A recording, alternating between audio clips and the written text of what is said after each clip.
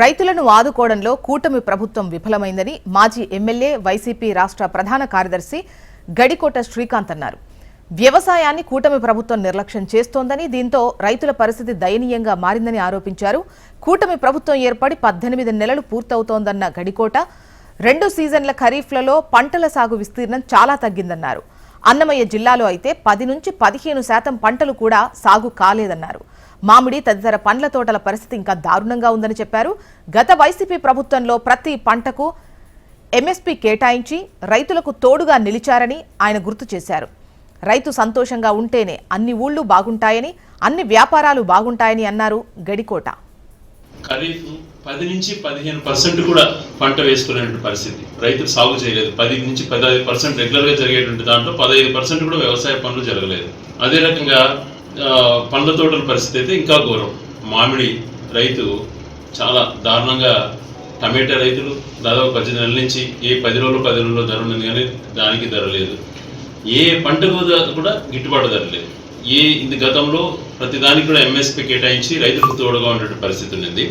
ఇప్పుడు ఈయన బాబు గారు వచ్చిన తర్వాత ఏ పంట కన్నా, సో నీ హాయంలో ఎవరికన్నా కూడా రైతులకు మామిడి సీజన్ అయిపోయిన తర్వాత ఆర్భాటంగా ప్రకటించాడు. ఎకరాకు కేజీకి 8 రూపాయలు ఇస్తానని, 4 రూపాయలు ప్రభుత్వం నుంచి, 4 రూపాయలు సేకరించే వాళ్ళ దగ్గర నుంచి అని చెప్పి. ఎంతమంది రైతులకు ఇచ్చామంటే చెప్పేట పరిస్థితి లేదు. ఇచ్చేసామంటాడు.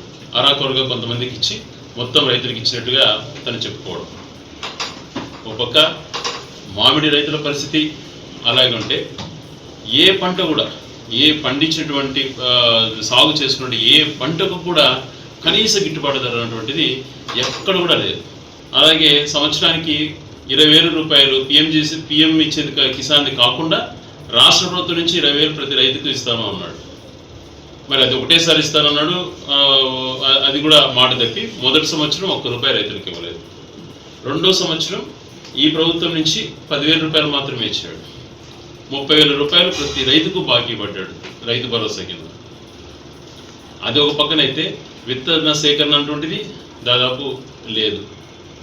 తర్వాత విత్తన పంపిణీ కార్యక్రమాలు అయితే ఎక్కడ కూడా సబ్సిడీలో సరైనటువంటి రైతులకు అందించిన ప్రక్రియ లేదు. ఎరువులు చాలా ఘోరమైనటువంటి పరిస్థితి. ఏ రకంగా చూసుకున్నా ఈరోజు రైతు బాగుంటే ఊళ్ళు బాగుంటాయి, వ్యాపారస్తులు బాగుంటారు, అన్ని రకాలుగా కూడా కొంచెం మేలు జరుగుతుంది. ఖరీఫ్